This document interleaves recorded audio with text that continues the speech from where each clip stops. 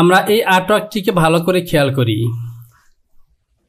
এই যে টপ সাইটের ফন্টটি প্রিন্সেস লাইনের মধ্যে ইনসার্ট হয়েছে, ঠিক বটমের এই ফন্ট পার্টটি কিন্তু এভাবেই এই লাইনের মধ্যে ইনসার্ট হবে। তো প্রিয় টপার, এখান থেকে বটমের যেই ফন্ট পার্টটি আছে এই ফন্ট পার্টটি কোনো কাজ করতে হবে না। টপের যে ফন্ট পার্টটি আছে এই ফন্ট পার্টটির মধ্যে কিন্তু আমাকে 6টি টেকিন দিতে হবে, অর্থাৎ 6টি টেকিনের মার্ক তৈরি করতে হবে।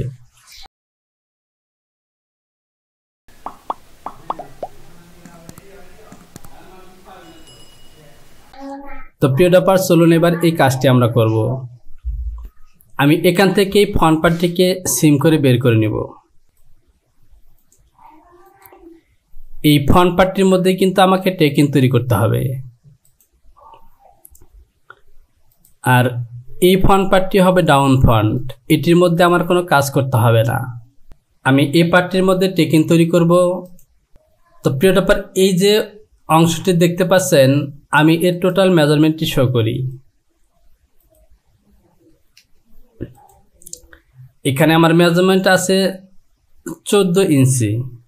তো এই 14 ইঞ্চি ফন্ট পার্ট আমরা যদি আর্টওয়ার্কটি দেখি, এখান থেকে বটম থেকে কিন্তু এখানে টপে ইনসার্ট করা আছে 4.5 ইঞ্চি, এবং এখানে আমার 6টি টেকিন আছে। সুতরাং 6টি টেকিন যেহেতু হাফ ইঞ্চি ডিপ হবে, সুতরাং আমার 6টি টেকিনের জন্য টোটাল ফেব্রিক লাগবে 6 ইঞ্চি। তো এখানে যেহেতু টপের দিকে উঠানো আছে, সুতরাং এখানে 4.5 ইঞ্চি আছে, তাহলে বাকি থাকে 6 - 4.5। এই 1.5 ইঞ্চি ফেব্রিক আমাকে অতিরিক্ত নিতে হবে।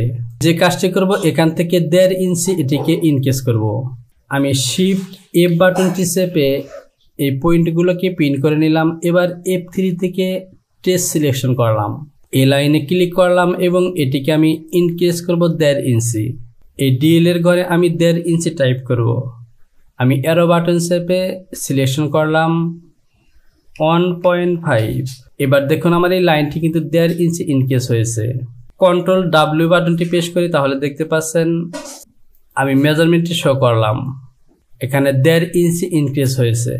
এবার এখান থেকে এই লাইনটির মধ্যে আমাকে 6টি টেকিন তৈরি করতে হবে। আমি আর্টওয়ার্কটিকে আবারও দেখি, এখান থেকে আছে 4.5। আমি এই অংশটিকে বড় করে নিলাম, F1 থেকে সিকোয়েন্স ডিভিশন সিলেকশন করলাম এবং এই লাইনটিকে আমি 6টি অংশে বিভক্ত করব। এখানে আমি টাইপ করব 7, 1 2 3 4 5 6, 6টি অংশে বিভক্ত হয়েছে। আমি পয়েন্টগুলোকে ইনসার্ট করে দেব।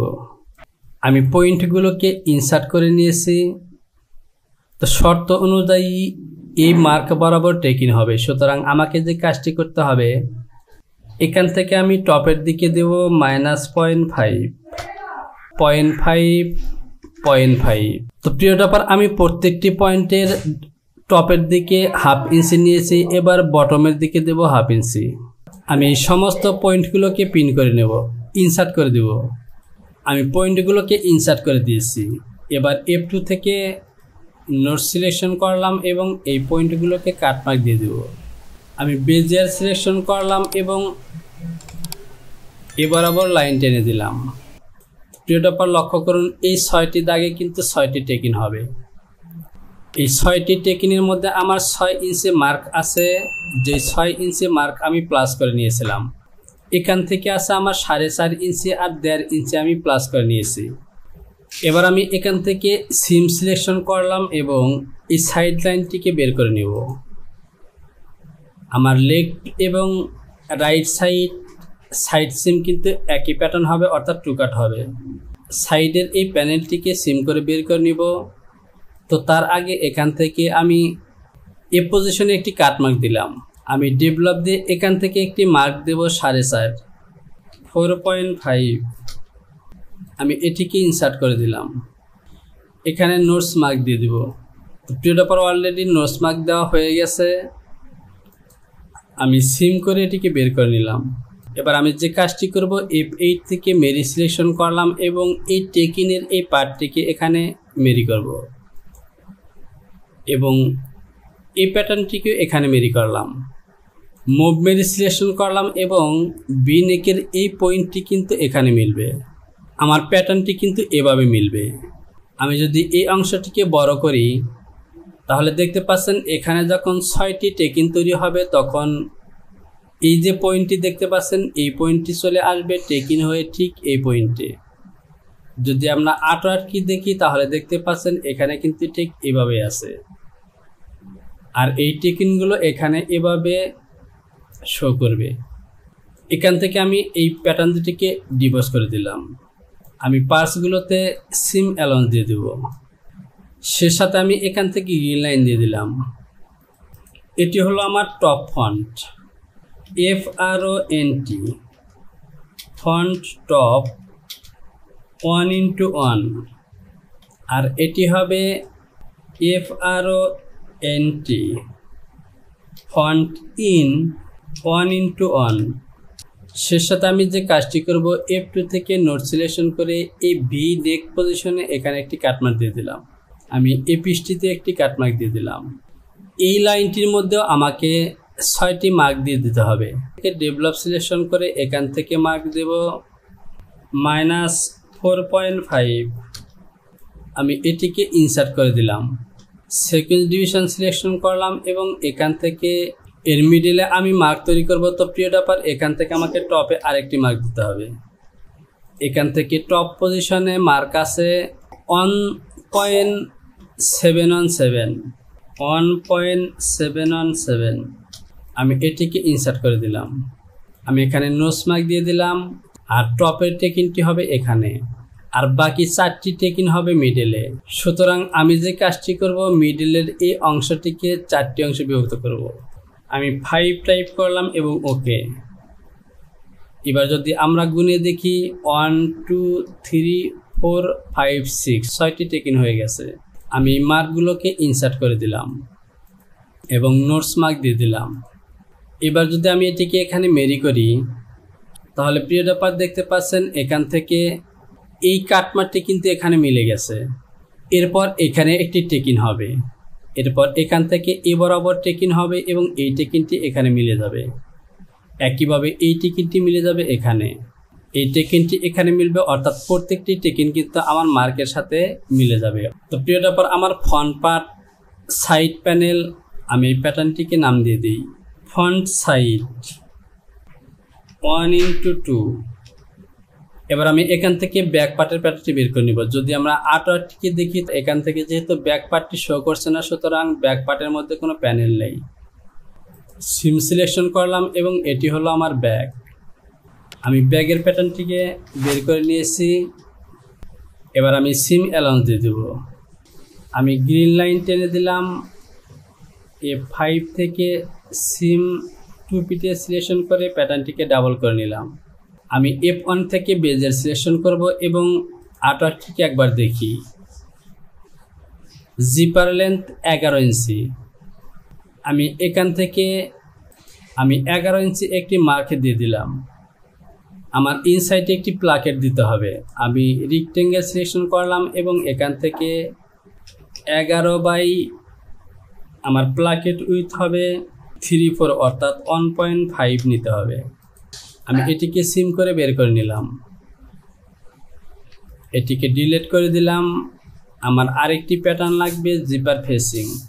আমি রেক্টেঙ্গেল সিলেকশন করলাম এবং এখানে মাপটি হবে 11, আর উইথ নেব আমি 0.75।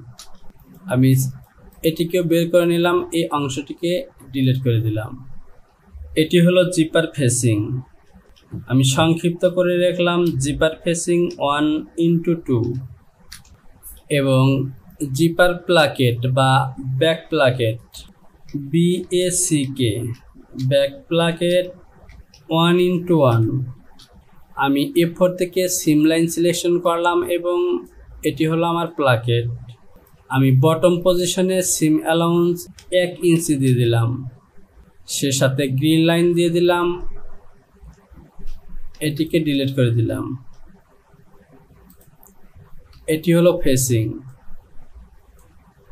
আমি গ্রিন লাইন দিয়ে দিলাম, এটিকে ডিলিট করে দিলাম। 0.4.4। আমি বটম সাইডে অ্যালাউন্স দেব 1 ইঞ্চি। আমি ডিলিট লাইন সিম সিলেকশন করে এ পাশে ডিলিট করে দিলাম সিম, এখানে ওভারলক হবে।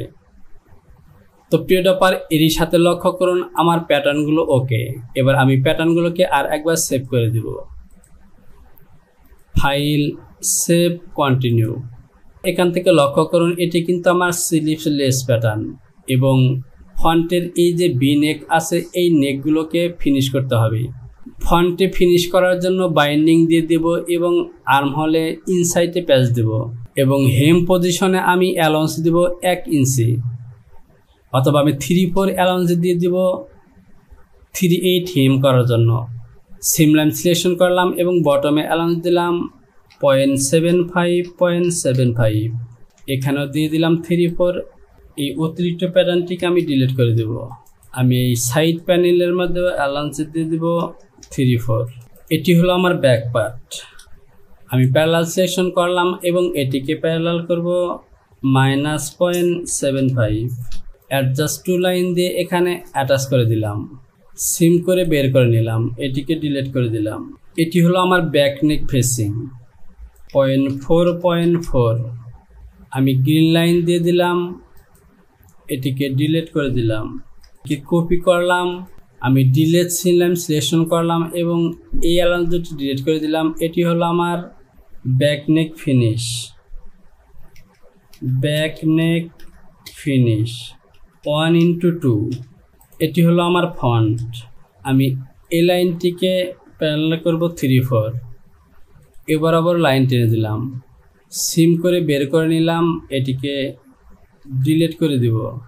এখানে কাটমার্ক হবে, এটিতে অ্যালাউন্স দিয়ে দিব, ডিলিট করে দিলাম।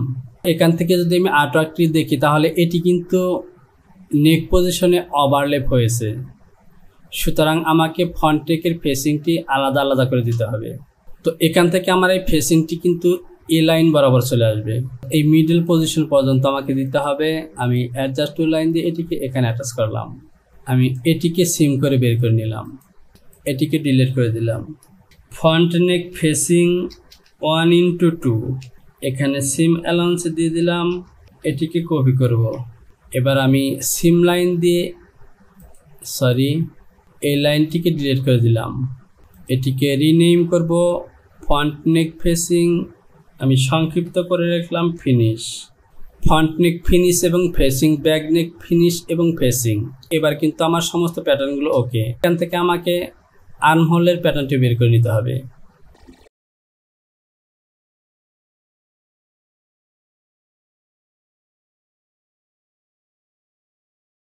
ফন্টের আর্ম ফেসিং নিয়েছি, এবার ব্যাগের আর্ম ফেসিং।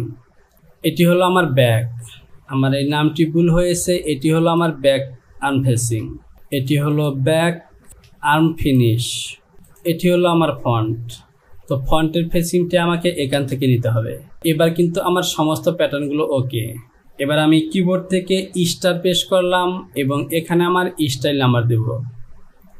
আমার স্টাইল নাম্বারটি হলো YT 2024, YT 2024। ইন্টার প্রেস করলাম, এটিকে মিনিমাইজ করে রাখলাম, F8 থেকে কেট পিস আর্টিকেল সিলেকশন করলাম। এটি হলো আমার রাইট ফন্ট বা টপ ফন্ট, এটি হলো front side panel, down front বা লেফট ফন্ট, এটি হলো রাফেল। Front arm facing finish, back arm facing finish, front neck facing finish, back arm facing finish বা ফন্ট নেক ফেসিং ফিনিশ, এটি হলো ব্যাক নেক ফেসিং এর ফিনিশ।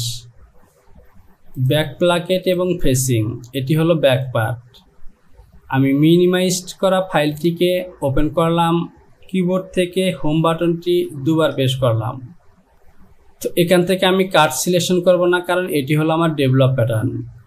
সুতরাং develop pattern প্রথমত হার্ড প্যাটার্ন হয়, সুতরাং আমি এটিকে ক্লোজ করে দিলাম। File, save, continue, file, model validation. তো প্রিয় ডেভেলপার, এবার দেখতে পাচ্ছেন আমার আজকের টিউটোরিয়ালের শেষ পর্যায়ে চলে এসেছি। এবার আমি কন্ট্রোল ও প্রেস করে ফাইলটিকে পুনরায় অন করব। আমি এই পিসগুলোকে আর একবার মেরি করে চেক করব। এটি হলো আমার নেক পয়েন্ট। এরপর মেরি করে এই সাইড প্যানেলটিকে এখানে মেরি করব। এটি হলো আমার ব্যাক, এই সাইডটি এখানে মেরি করতে হবে। এবার দেখতে পাচ্ছেন ফন্টের প্যাটার্নটি বাড়তে দেখা যাচ্ছে, এটি কিন্তু টেকিন হবে। এখানে 6টি টেকিন হওয়ার পর ফন্টের এই ইন পয়েন্টটি চলে আসবে ঠিক এই পয়েন্ট বরাবর। তাহলে ঠিক এরকম একটি লুক আসবে এবং এখানে হবে 6টি টেকিন এবং এ পজিশনে এরকম হবে। আর এই ফিলটি জয়েন হবে ঠিক এ বরাবর। ভিডিওটিকে এখানে শেষ করলাম। দেখা হবে আবারও নতুন কোনো ভিডিও টিউটোরিয়ালে। সে পর্যন্ত ভালো থাকুন, ভিডিওতে কমেন্টস করুন এবং বন্ধুদের কাছে শেয়ার করুন। আল্লাহ হাফেজ।